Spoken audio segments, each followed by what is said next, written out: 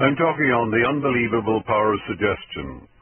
Call a boy stupid, dumb, ignorant, he begins to accept it, and his subconscious mind responds accordingly. You can also start a whispering campaign against a politician, spread lies about him, and you will get a lot of people magnifying the lies into hostility, animosity, and vitriolic abuse. Some time ago, I saw a young lady behind the counter in a department store, and I complimented her. I said, "You're very beautiful, very charming." She said, "Oh, no, I'm not." I said, "Why? What makes you think so?" She said, "My mother told me that I'm awkward, ungainly, and very plain." She believed this due to the statements of her mother, and was full of bitterness, an inner resentment, and a deep inner conflict. The real reason her mother said these things to her was due to jealousy, because she was charming, beautiful, spoke very well. I told her that whatever she attached to I am, you become. Then I wrote down something for her. I said, "Begin to affirm. I'm a child of God, a daughter of the infinite. I'm illumined and inspired. I'm happy, joyous, and free. One with God is a majority, and of God before me, who on earth can be against me?" And as she continued to do that, she has changed. She now comes to the Wilshire Bell Theatre and is no longer down on herself, but she exalts God in the midst of her, for God is the living Spirit Almighty, which created you and the whole universe. Judge Trord, who wrote these inimitable textbooks on the science of the mind, lived in India for 30 years. One time, someone asked him, what would he do if all the black magicians in the Punjab of India prayed against him, actually used the death prayer? You know what Trord said? He said, "I'd say cock-a-doodle-doo." In other words, all he would do is laugh at it, treat it with derision. Because the suggestions of other people have no power over you except you give them power. Judge Trord said, "Once admit that there is any power outside yourself, however beneficent you may conceive it to be, and you have sown the seed, which must sooner or later bear the fruit of fear, which is the entire ruin of life, love, and liberty. We are the life principle itself. The difference is only that between the generic and the specific of the same thing.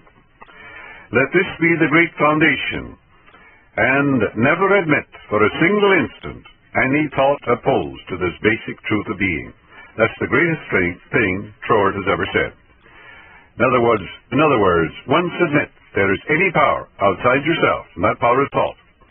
However beneficent you may conceive it to be, you've sown the seed, which must sooner or later bear the fruit of fear, which is the entire ruin of life, love, and liberty.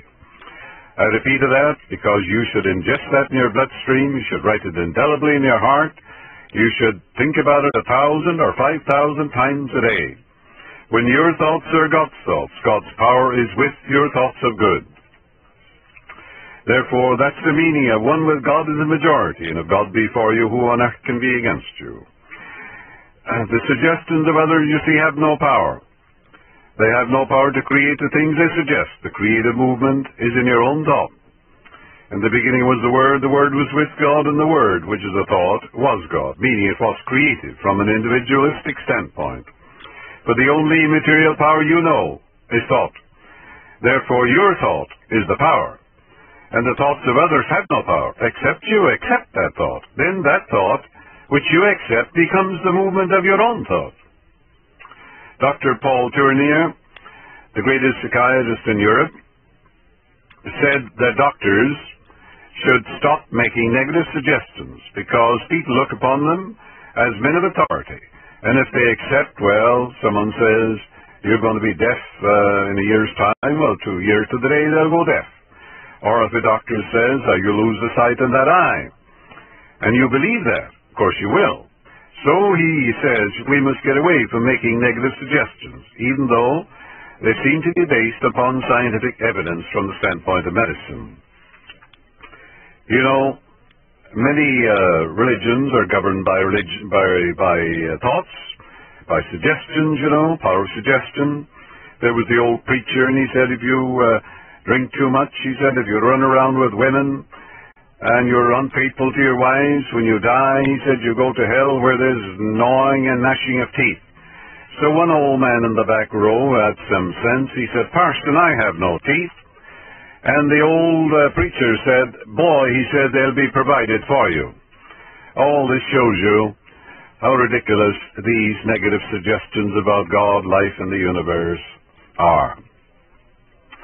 God is the living Spirit Almighty, forever broadcasting the great eternal truths. The God presence is within you, and the impulses, the monitions, and the urges are always lifeward. Man's mind is cluttered up with false beliefs, ideas, and opinions, that his mind is opaque to these eternal truths. Fear suggestions to a man full of confidence and faith have absolutely no effect. It reinforces his faith and his confidence in the principle of success. He knows the infinite can fail, and your suggestions of failure simply give him greater confidence in the inner powers within him. Suggestions which affect us are those which find the kindred spirit within us. Dr. Brunt of South Africa, she was head of the religious science movement there, where I lectured many years ago, and she told me about the voodoo curse. So I visited this particular mine where 9,000 men were employed, and there were 3 men in charge of them. I spoke to a couple of the doctors who were present, and they said it's true. When one of these men violates the code, he gets the skull and crossbones by a messenger from one of the states. And he's told that the voodoo curse is on him. Sometimes the curse says, you will die at 6 o'clock. He says this perfect specimen of humanity sits down and dies at 6 o'clock. So this doctor says, fear killed him. He says, these men kill themselves. You know, the missionaries are cursed by these voodoo doctors because they're taking business away from them. But you know, there's nothing in the subconscious of the missionary that generates fear regarding a voodoo curse. And therefore they laugh at the curses pronounced upon them and the execrations of the voodoo doctor. They laugh also at the skull and crossbones which are given to them by messenger. But you see, to the natives, they're brought up in the belief that the voodoo doctor has some great power, some occult power, and therefore the suggestions of the voodoo doctor have power because these men give them power. So realize the power is in the movement of your own thought, and no one has the power to hurt you but yourself. Who shall hurt you if you're a follower of that which is good? No evil shall befall the just, no plague shall come nigh thy dwelling. No good thing shall be withheld from him who walks uprightly in the law.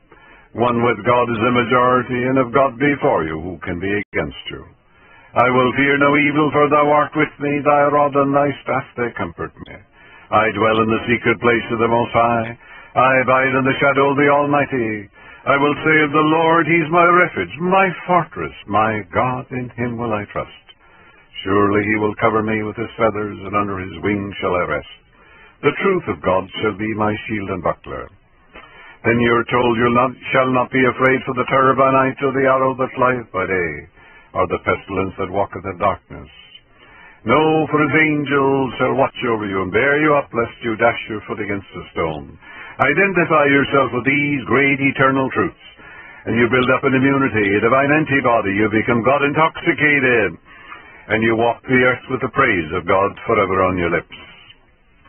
Dr. Bales, who was a great teacher here in Los Angeles, who had studied medicine in London, had told a group of us at the New Thought movement that in his last year as an intern, he and other interns would give patients what they called a placebo, which is mycopanus. That means a little crumb of bread or a little sugar of milk tablets, put in a capsule form and colored. Nothing in it at all but sugar and milk, absolutely inert substance. And then he said, we would say, well, now this is a new drug, new chemical. It'll take away all the migraine. It's from Germany. A new research product. Take away all that migraine. Heal up your ulcers. Remove this pain that you have. And he said they'd come back next week and say, oh, doctor, that was marvelous medicine. That was wonderful. I need some more of that. and it was absolutely nothing in the world but sugar and milk. Show you the power of suggestion. The suggestion by Dr. Bales released their healing power, and they accepted it, just like when you're hypnotized and mesmerized, they can operate on you. They can take a leg off, they can remove a tumor, ulcers of the stomach, and growths and everything else. Do you feel absolutely nothing? Why? Because when you are hypnotized, the doctor made a suggestion that you'll feel no pain, that you'll be insensitive to all pain, and lo and behold, you are. Dr. Elsie McCoy, who was the chief surgical nurse in the Chicago hospital for many years, she had these post-operative patients. They were crying out at night, full of pain. They wanted morphine. So she said, oftentimes I would take a syringe and take a half a cc or 1 cc of distilled water, and I would go to the patient, and I said, all right, now, my dear, I'm going to give you half a grain of morphine, subcutaneously. And she said, I would inject the distilled water, and they'd go off to sleep for 12 hours. And all pain, of course, was taken away. What happened? They accepted her suggestion. They said, this is morphine, according to their belief as it done it to them, just the same as if they were hypnotized or mesmerized and told, you have no pain. You'll feel absolutely nothing. You'll be insensitive to all pain. And they accept that. This is the power of your mind. Marvelous power. Begin to think about the tremendous powers within you. Dr. David Seabury, the great psychologist who was passed on a few years ago, but many of you knew him, many of you studied under him. His father was secretary to Dr. Phileas Parkes Quinby in 1847. Actually, his father, he said, Quinby died in his father's arms. Dr. David Seabury was the only one in America who knew Quinby's techniques of healing, and he passed them on to me many years ago. He told a very interesting thing. He said as a young man he experimented with a ne'er-do-well up in Paradise, a little town in Northern California. This man had a certain habit. Every morning he'd go to the post office, to the coffee shop, and to the saloon. And they were going to have some fun with him. So they tipped off the postal clerk, say, when he comes in, say, you don't look good. There's yellow pigmentation around your eyes. Your face is flushed. Have you seen a doctor? Are you all right? Shouldn't you go to bed? Then he went into the coffee shop. Man says, have you been to the doctor? You don't look well. How's your blood pressure? And he got up and he went to the saloon. When he went there, the bartender says, your eyes don't look good. Your face is kind of white. He said, your eyes denote sickness. He said, shouldn't you see a doctor? So he said, the man went home, got deathly ill. They had to call a doctor, and he said, Seabury had to go in, tell him it was all a joke, but they had a tough time with him. He made himself sick, didn't he? These suggestions, they did it for fun. But look, the man got deathly sick. These are suggestions which he accepted, you see. Your subconscious mind accepts what is impressed upon it and what you consciously believe. It does not reason things out like your conscious mind. It does not argue with you controversially. Your subconscious mind is like the soil, which accepts any kind of seed, good or bad. Your thoughts are active and might be likened unto seeds. Negative, destructive suggestions continue to work negatively in your subconscious mind, and in due time will come forth into outer experience which corresponds with them. Remember, your subconscious mind does not engage in proving whether your thoughts are good or bad, true or false, but it responds according to the nature of your thoughts or suggestions. For example, if you consciously assume something to be true, even though it may be false, your subconscious mind will accept it as true and proceed to bring about results which must necessarily follow because you assumed it to be true. Innumerable experiments by psychologists and psychiatrists and others on persons in the hypnotic state have shown that the subconscious mind is incapable of making selections and comparisons which are necessary for a reasoning process. They have shown repeatedly that your subconscious mind will accept any suggestion, however false. Having once accepted any suggestion, it responds according to the nature of the suggestion given.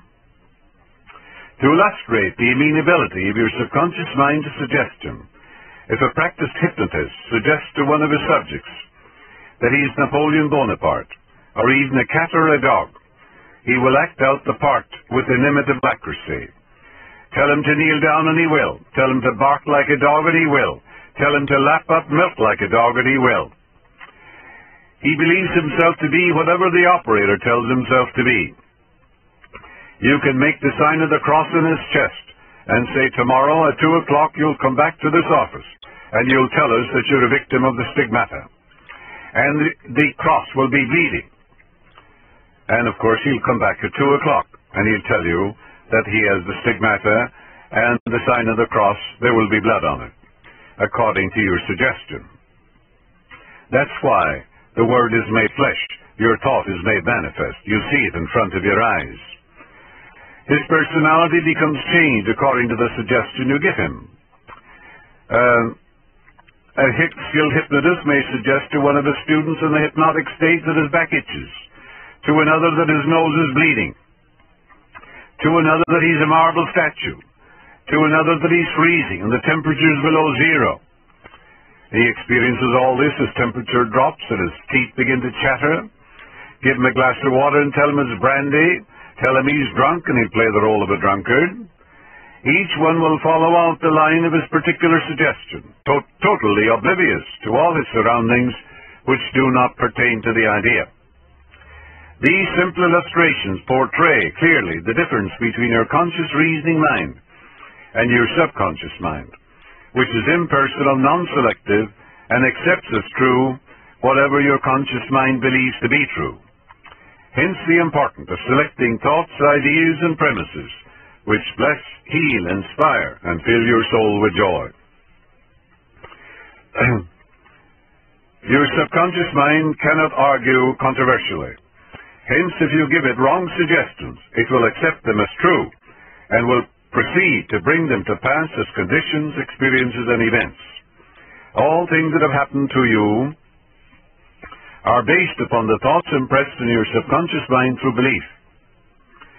Your habitual thinking of your conscious and subconscious mind establish deep grooves in your subconscious mind. You must realize that your conscious mind is the watchman at the gate. Its chief function is to protect your subconscious mind from false impressions. You are now aware of one of the basic laws of mind. Your subconscious mind is amenable to suggestion. As you know, your subconscious mind does not make comparisons or contrasts. Neither does it reason and think things out for itself. This latter function belongs to your conscious mind. It simply reacts to the impressions given to it by your conscious mind. It does not show a preference for one course of action over another. The following is a classic example of the tremendous power of suggestion.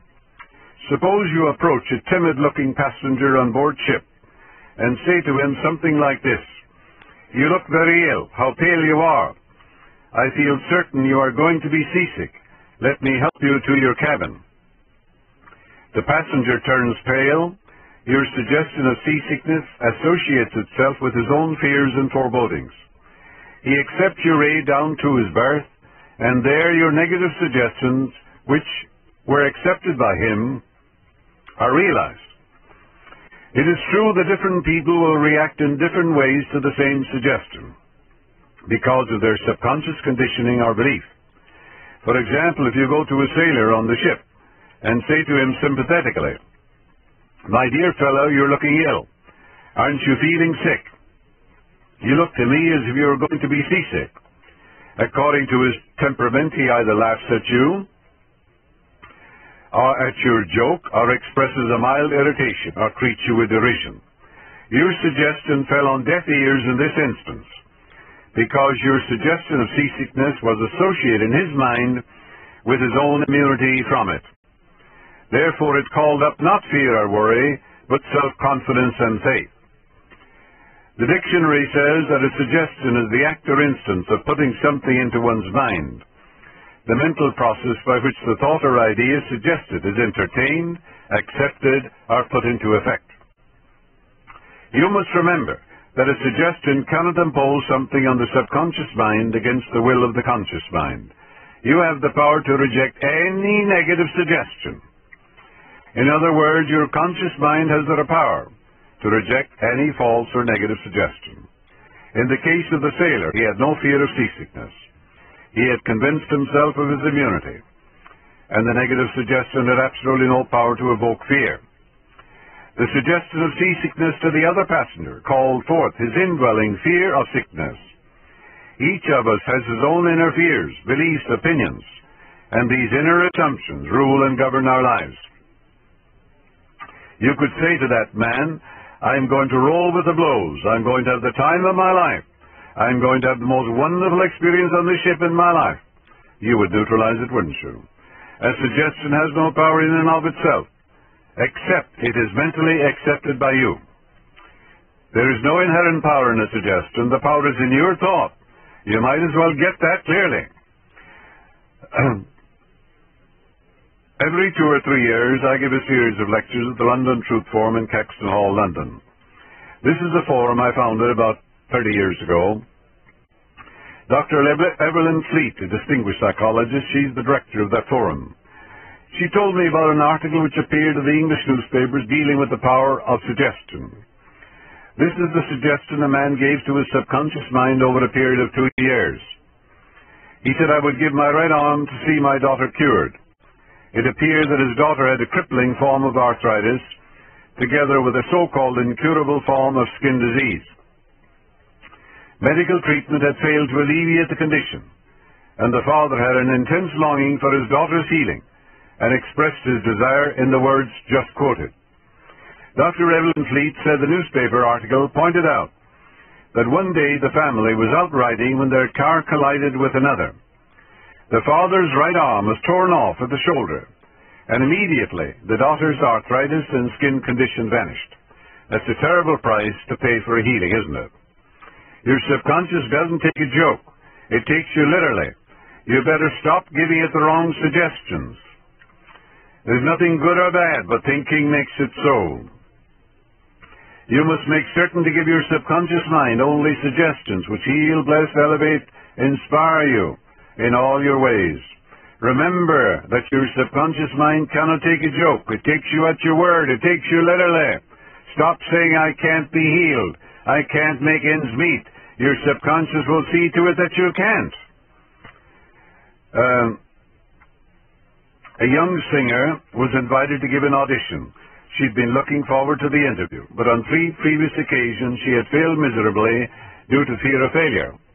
She was giving suggestions of failure to her own subconscious. She had a good voice, but she'd been saying to herself, when the time comes for me to sing, maybe they won't like me. I'll try, but I'm full of fear and anxiety. I'm bound to fail. Her subconscious mind accepted these negative auto-suggestions as a request, and they proceeded to manifest them and bring them into her experience. The cause was an involuntary auto-suggestion, that is, silent fear thoughts, emotionalized and subjectified. You see, your thought is your prayer. If you don't know the workings of your mind, how on earth can you pray? She overcame it by the following technique. 3 times a day, she isolated herself in a room. She sat down comfortably in an armchair, relaxed her body, and closed her eyes. And she imagined she was as relaxed as a wet leaf on a log. Did you ever see a wet leaf on a log? Picture it in your mind and you'll relax. She stilled her mind and body in a wonderful way. Physical inertia favors mental passivity and renders the mind more receptive to ideas, suggestions. She counteracted the fear suggestion by saying to herself, God is the great singer, God is the great musician within me, the living Spirit Almighty. I sing beautifully, majestically, and gloriously. I am poised, serene, confident, and calm. She repeated the statement slowly, quietly, and with feeling from 5 to 10 minutes at each setting, knowing that whatever you attach to, I am, you become. She had 3 such sittings every day, and one immediately prior to sleep. At the end of a week, she was completely poised and confident. When the invitation to audition came, She gave a remarkable, wonderful audition. You see, the law of your subconscious compulsive, and you're compelled to give a marvelous rendition. A woman aged 75 was in the habit of saying to herself, I'm losing my memory. You can't lose your mind or your memory. Whatever you have ever learned, even in your mother's womb, is recorded faithfully in your subconscious mind. It forgets nothing, you know. It's the storehouse of memory. What most people need is forgettery, to coin a word. Because they're remembering the old grudges, the peeves, the lawsuit. They're remembering their losses of 29 and 30, and they're still talking about them. They should forget these things, but they don't. She said, my memory, she reversed it. My memory from today on is improving in every way. I shall always remember whatever I need to know at every moment of time and point of space. The impressions received will be clearer and more definite. I shall retain them automatically and with ease. Whatever I wish to recall will immediately present itself in the correct form in my mind. I am improving rapidly every day, and very soon my memory will be better than it has ever been before. At the end of 3 weeks, her memory was back to normal, and she was delighted. She gave new impressions to her subconscious mind, and whatever you impress in your subconscious mind will be expressed on the screen of space. Yes, it'll come forth as form, function, and experience and event. Some comments on heterosuggestion. Heterosuggestion means suggestions from another person. In all ages, the power of suggestion has played a part in the life and thought of man in every period of time, and in each country of the earth. In many parts of the world, it is the controlling power of religion, such as you're a sinner, you know. And the devil is going to get you, and when you die, you're going to go to hell, and things of that nature. Frightens the life out of people. There were some clergymen here some years ago, not so many years ago either, said the Lord spoke to them. All this is hypnotic. And the Lord said that California and Los Angeles was such a bad city that we'd all be taken out into the ocean. You know, great earthquake would take place, and we'd all be wiped out, and California would be taken into the ocean. You know very well, hundreds or I think thousands left. They went to Mississippi, Arizona, and all over the place. And of course, the earthquake hasn't taken place. Don't be a prophet of doom or gloom. Be a prophet of God or good. Some people have called me up about that earthquake, and I say to them, can you swim? Oh, they say yes. Well, I said, then we have no problem. You can swim your way to safety. You can see how silly these hypnotic suggestions are, but how diabolical they are when you frighten the life out of a person. So they sell their home, give their goods away for practically nothing, and go off in fear.